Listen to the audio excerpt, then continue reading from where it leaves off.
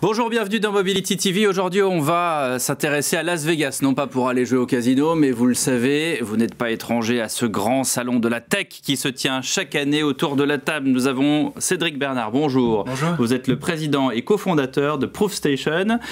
Sébastien Fraisse, bonjour. Bonjour. Vous êtes le directeur mobilité, transport et logistique de HERE, H-E-R-E, au cas où je prononce mal, et Pierre Mercier, bonjour. Bonjour. Vous nous faites l'amabilité de venir sur ce plateau parce que si on compte les années, vous êtes sans doute celui qui a vu le tout premier CES de Las Vegas, qui n'était d'ailleurs pas à Las Vegas, il était à New York. Je confirme. Oui, c'était plutôt la farfouille que le grand salon high-tech qu'on connaît aujourd'hui. Alors justement, un petit constat, Pierre.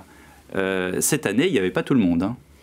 Non, il n'y avait pas tout le monde, notamment du côté de la délégation française. J'étais un tout petit peu triste de voir que même BPI France, dont c'est la vocation de soutenir les startups hexagonales, était en délégation très réduite. Il n'y avait personne pour couvrir le champ de la mobilité qui nous intéresse. Et ouais. On peut se poser des questions. Un petit sentiment de frustration. Presque d'inquiétude. Sébastien Fraisse, vous me disiez que le premier jour, quand vous êtes arrivé, vous avez eu ce même sentiment, mais ce n'était pas forcément le cas sur toute la durée du salon. Non, le premier jour, il y a un peu ce sentiment en effet d'être quasiment trop à l'aise. On est habitué à se faire marcher un petit peu sur les pieds à cette grande messe de l'électronique tous les ans. Et puis au fur et à mesure, le deuxième jour, on était submergé et au final, les compteurs sont plus qu'au vert, avec une très bonne qualité de discussion, une très grosse affluence, beaucoup d'intérêt, y compris pour les journées presse le premier jour.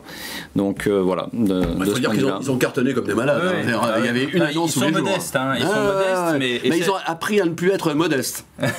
Et c'est la même chose. L'avenir le dira. Pour Cédric Bernard, pour Proofstation, parce que dans la besace, vous revenez avec pas mal de contrats. Ouais, tout à fait. Bah, nous, on est très heureux parce que c'est vrai qu'on a annoncé notre première commande pour 40 stations. Du coup, 40, hein 40 stations, ouais.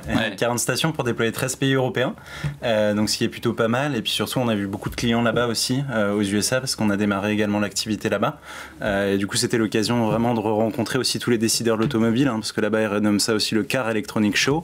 Donc, pour nous, d'échanger directement avec eux et de leur présenter les dernières innovations. Alors, justement, le Car Electronic Show, là vous me tendez une perche, mais c'est exactement l'objet de notre discussion, c'est-à-dire qu'aujourd'hui, on l'a vu, les salons de l'automobile sont parsemés, et c'est un doux euphémisme, parce qu'effectivement, il y a on a l'impression que c'est le salon à la demande, tout le monde ne va pas à Genève, tout le monde ne va pas à Francfort, tout le monde ne va pas à Paris, et en même temps, ce CES de Las Vegas devient peu à peu aussi un nouveau salon de l'automobile. Vous le décrirez comme ça, Sébastien Fraisse?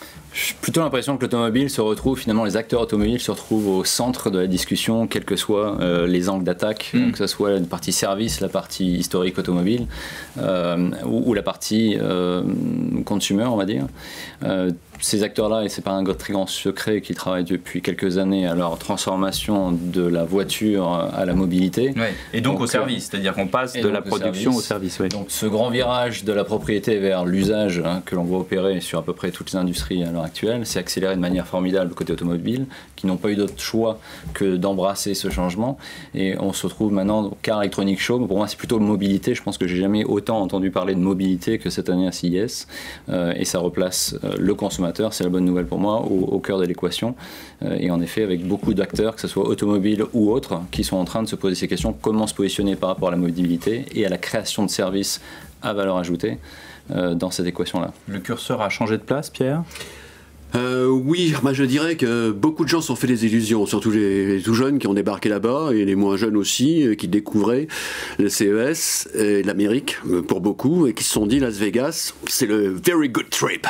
Eh bien non, pour débarquer là-bas, il faut avoir des munitions, il faut avoir un peu de volonté, il faut avoir le fighting spirit des Américains, et puis se rappeler aussi que ce n'est pas de l'utopie, c'est du dollar. Donc voilà, moi ce que je constate, alors Ian va être ravi, c'est de mettre en évidence qu'aujourd'hui, les gens qui tirent, non pas les marrons du feu, mais qui tirent le meilleur du CES, sont des gens structurés, qui ont de la puissance, qui ont de l'envergure, ou qui ont, comme Proofstation, un vrai projet.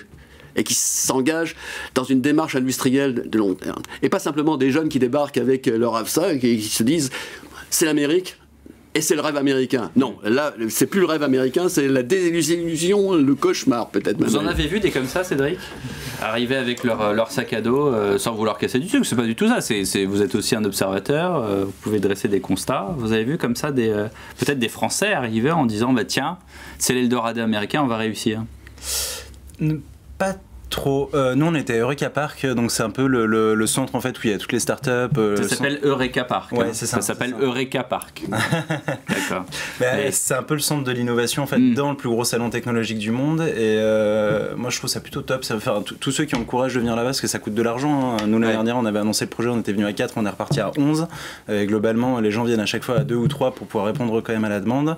Et globalement je trouve ça plutôt de qualité. Il y a eu un peu moins de monde qui est venu depuis la France cette année par rapport à l'année dernière. C'était un peu plus qualitatif, mais globalement c'est assez top de voir qu'on est bien présent quoi, Et on arrive à adresser justement des discussions bilatérales comme on dit dans les sommets géopolitiques ou Alors plus que bilatérales, sans prêcher pour ma paroisse de manière évidente, mais juste pour expliquer le contexte, IR s'est développé et accéléré le développement ces dernières années sur le développement d'une plateforme ouverte qui a pour but de servir toujours ses clients et partenaires avec des services géolocalisés, mais également de fournir des outils pour que nos partenaires puissent extraire le plus de valeur possible de leurs propres données, les rendre exploitables. Vous avez le fameux actionnaire avec vous, d'ailleurs, et puis un très gros qui vient d'arriver. Et avec de nombreux actionnaires, donc vous faites sûrement référence aux premiers qui ont créé ce consortium qui sont BMW, Daimler et Audi. C'est-à-dire les frères ennemis, quoi, simplement, quoi. Ils se sont retrouvés là par hasard. Mais ils sont obligés, justement, c'est pour ça que je mentionne ça, c'est-à-dire que la raison pour laquelle ils ont créé ce consortium et nous ont racheté à l'époque, c'est force est de constater qu'il y avait beaucoup d'investissements à faire pour l'électrification et la création de ces services de mobilité. Et au-delà de ça, quand bien même ils arriveraient à financer tout ça par eux-mêmes, le service proposé au client final est trop restreint. La seule manière d'arriver à développer des services de qualité, c'est le partage, le croisement des données et le partnership. Donc c'est pour ça que je faisais ce petit biais pour répondre à votre question. On voit beaucoup de gens qui arrivent vers nous et qui sont non seulement intéressés par ce qu'on a à offrir, mais qui sont aussi en quête de découvrir d'autres partenaires avec lesquels ils pourraient combiner leurs forces pour créer du service. Cédric Bernard, là-dessus aussi, vous avez trouvé à qui parler? Vous n'êtes pas resté tout seul dans votre Eureka Park? Non, franchement, on a eu de la chance. Enfin, je sais pas si c'était de la chance, on l'a provoqué, mais non, on a dire baignoire. Hein. On n'a pas des amplis. Justement, nous, on a beaucoup quand même de monde de l'automobile qui passe. Puis du coup, ils viennent vraiment aussi assez nombreux. Donc à chaque fois, ils nous renvoient les autres délégations qui arrivaient. Donc on était 11 et globalement, on était occupés tout le temps. On n'avait pas le temps d'aller déjeuner. Donc non, pour nous, ça a été vraiment un super salon de manière qualitative et vraiment envergure internationale. Du coup, pour le coup, si jamais vous y allez là-bas pour présenter un produit ou une évolution, je pense que c'est ce que vous proposez aussi, il faut vraiment en revanche venir dans une dimension qui n'est pas nationale. Il faut vraiment venir pour viser le monde. Quoi. En matière d'automobile, vous avez sans doute vu ce concept car de Mercedes, Avatar, non? Si. C'est merveilleux, je veux dire. Quand vous dites non, les absents. Vous dites les absents, oui, c'est un nom qui veut dire oui. Les absents ont eu tort, parce qu'on voit Toyota avec son programme de cité infernale, et puis Mercedes, son concept car qui est juste fracassant, quoi, à tomber. Alors pour ceux qui n'ont pas suivi, c'est quand même une voiture sensorielle qui est bourrée d'intelligence artificielle, qui vous reconnaît à votre respiration et qui vous mène où vous voulez sur limite un clignement de Dieu, quoi. C'est totalement hallucinant, quoi. Mais c'est plus une voiture, si. Comment est-ce que vous voyez ça, vous qui avez baigné depuis tout jeune dans l'automobile, qui avez les mains dans le cambouis, qui savez comment on répare encore, comment on fait un réglage de culbuteur, comment est-ce que vous voyez ça, vous? Nous on trouve ça génial. Après c'est vrai qu'il y a une importance maintenant qui est prise autour du coup du service, du software. La voiture devient un produit technologique. D'ailleurs les producteurs de voitures sont pas les seuls à présenter des bagnoles sur leur stand, hein. Il y en a plein qui aujourd'hui en mettent au milieu parce que c'est une vraie révolution sociétale qui est en train de se passer autour de la voiture autonome, connectée, etc. Ouais. Et nous on trouve quand même que quand on va au CES et que vous regardez ce qui se passe dans l'automobile, dans la mobilité en général, vous avez une bonne lecture sur ce qui va arriver dans les années au-delà de l'évolution même du produit, mais la manière dont on va construire la mobilité, des technologies qui vont être embarquées à l'intérieur. Et du coup, comme expérience et comme pour avoir de la visibilité un peu sur ce futur monde automobile, pour le coup, là, le CES, on le recommande vraiment, quoi. Ouais. Donc si c'était à refaire, vous allez aller l'an prochain, Pierre Ah oui, certainement. Oui. J'ai très envie. À partir du moment où les gens désertent, je suis très attiré. C'est comme en politique, c'est quand tout le monde déserte qu'il faut y aller. Non, mais de toute façon, je connais un peu l'Amérique. J'ai malheureusement l'âge que j'ai, mais très sincèrement, le CES, c'est plus que jamais l'endroit où il faut être. Mais simplement, il faut y être avec des arguments forts, avec un projet fort, avec une ambition. Ouais, mais est-ce que ça va durer? Est-ce que ça va durer? Parce que tout a une fin, spécialement aux États-Unis. Je ne vais pas vous donner l'exemple du restaurant new-yorkais. Un restaurant new-yorkais, ça a quoi comme durée de vie? 2 mois. Hein, au bout de 2 mois, ils en ont marre et ça change. Et le chinois devient un italien, l'italien devient un portugais, le portugais, etc. Est-ce que le CES de Las Vegas, tel qu'il est aujourd'hui, est-ce qu'il peut durer ou est-ce qu'il va falloir trouver un nouveau souffle? Moi, je pense qu'il a pas mal évolué, mais c'est devenu quand même un rendez-vous aujourd'hui un peu incontournable. Ouais. Non, mais on dit ça aujourd'hui. Ouais. Sébastien. Mais je pense qu'il s'est beaucoup transformé d'année en année. C'est un peu la richesse de ce salon. Je pense que des opérateurs télécoms et des vendeurs de voitures n'avaient pas forcément leur place il y a 15-20 ans. Il ne faut pas non plus raconter n'importe quoi parce que l'automobile est arrivé. Non, j'entends bien. Non, mais je rebondissais sur la question pertinente et impertinente à la fois de Pierre. L'automobile a découvert le CES très tardivement. Je me souviens d'un papier que j'avais fait en 2014 qui avait choqué la communauté en disant Las Vegas détrône Détroit. Et l'année suivante, j'allais dire quelques mois après, parce que c'était 9 mois après de mémoire, il y avait 2 poids lourds, dont Tsetche qui était à Las Vegas. Donc c'est une découverte relativement récente. Mais je vois avec plaisir que les costauds, les puissants réussissent là-bas. Et que les jeunes startups qui peuvent réussir sont des startups qui ont un vrai projet, un vrai concept et une ambition. Ça veut aussi dire que Las Vegas veut faire des petits partout dans le monde? La tendance, en tout cas, à mon avis, va être prise aussi des autres salons automobiles qui vont parler beaucoup plus de technologie. Parce que je pense que le CES c'est aussi devenu un lieu de rencontre pour l'automobile par défaut. Parce qu'initialement on ne parle pas de technologie dans les autres salons de l'automobile et c'est un mouvement qui est en train de prendre part et je pense d'ailleurs que les autres réagissent très bien à ça. Donc oui, ça fera des petits ou pas, mais en tout cas ça amorce une bonne évolution. Je suis assez d'accord, je pense que c'est la voiture en fait qui était au centre de la discussion sur les auto-shows historiquement et que maintenant c'est la technologie et les services et la mobilité et donc le consommateur qui est le nerf de la guerre qui est au centre de ce sujet-là. Donc on voit plus de constructeurs automobiles aujourd'hui, mais on voit bien qu'ils ne sont pas là uniquement pour présenter leur plus belle carrosserie, ils sont là pour présenter leur concept, comment ils positionnent ça dans l'équation d'une ville intelligente, quels sont les services à valeur ajoutée et surtout comment ils personnalisent, donc c'est l'exemple type de ce prototype, c'est comment ils personnalisent l'expérience pour le client final, puisque demain l'enjeu ne va pas être de vendre de la carrosserie bleue ou rouge à vous et moi, mais l'expérience pour aller de A à B, mobilité, ce que ça veut dire que vous allez louer une voiture ou rentrer dans un Uber ou prendre votre propre voiture et en appuyant sur le bouton vous aurez déjà la clim au bon niveau, votre Spotify qui sera réglé avec votre playlist à vous, votre vitesse adaptée, etc. etc.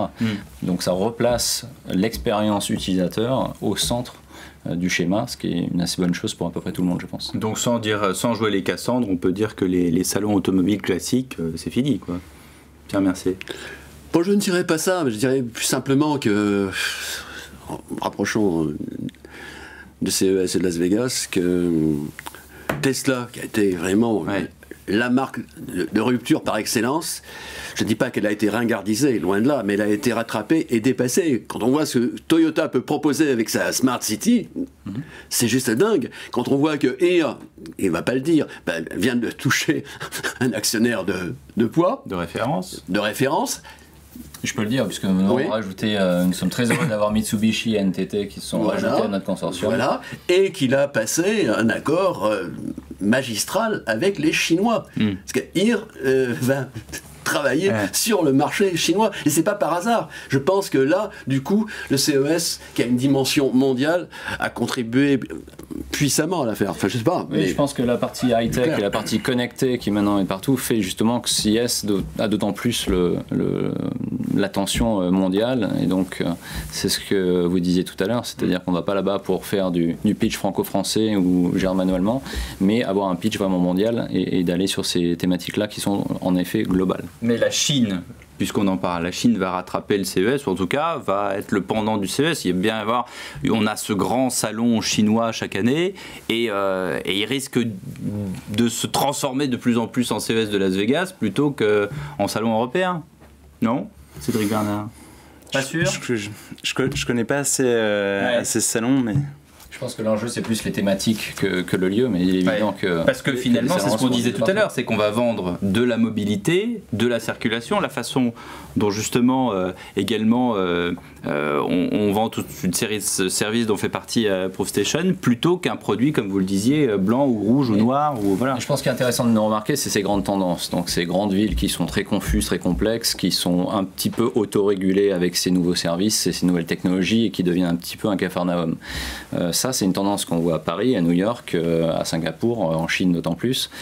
C'est très compliqué. Le besoin d'électrification, donc la voiture électrique, c'est super, tout le monde en veut. Maintenant, il faut encore pouvoir poser des bornes de recharge un peu de partout. Il faut savoir où est-ce qu'on les met. Il faut avoir des business models qui soient intelligents. Il faut avoir là aussi un partage de manière à avoir une expérience client qui soit viable, qu'on ne soit pas limité au périmètre des bornes qui sont associées au type de véhicule et à la marque que vous avez acheté, etc., etc. Donc je pense que ces problématiques-là, elles sont au cœur de toutes les sociétés du monde. On a aussi sur CS annoncé des services, des solutions pour la livraison du dernier kilomètre, par exemple. Donc c'est la partie logistique, ça qui est différente, mais c'est l'envers du décor d'une ville.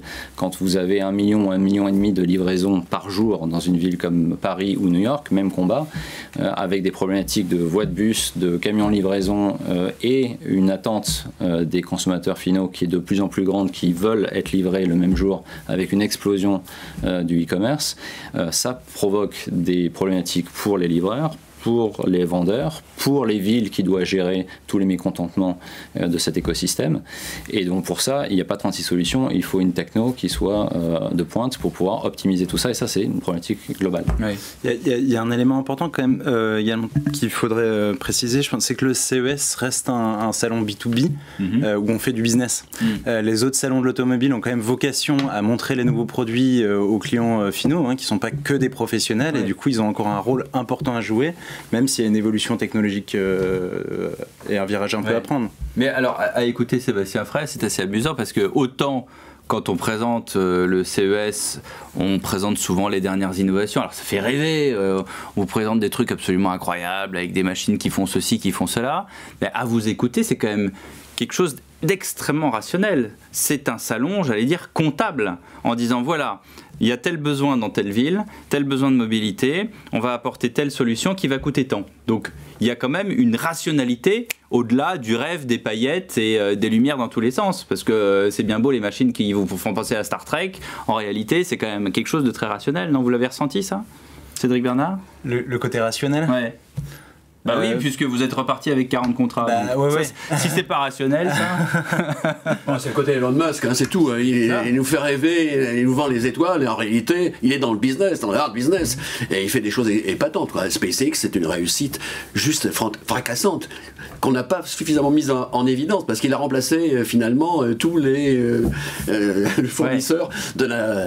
Même si les agences de notation ne le suivent pas toujours. Je parle de SpaceX, bien sûr, pas de Tesla. Mais Tesla était un élément de rupture et reste un élément de SpaceX rupture. A été irrégulier. Je reviens à votre question fondamentale, être ou ne pas être. Je dis, je préfère avoir le virus du CES et de Las Vegas que le virus chinois.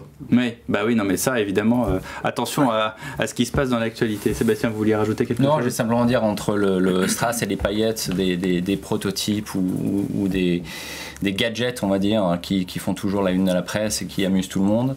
Il y a souvent déjà un petit fond de réalité technologique derrière très intéressante. Personne ne s'amuse à développer des gadgets pour rien. Et quoi qu'il arrive, un objectif, c'est un peu un rêve avec une deadline. C'est-à-dire qu'il faut, quoi qu'il arrive, arriver à développer la technologie pour tendre vers ces solutions-là. Chacun ses références. Gordon Gekko dans Wall Street, It's all question of box rest is conversation. Merci beaucoup de nous avoir suivis dans Mobility TV.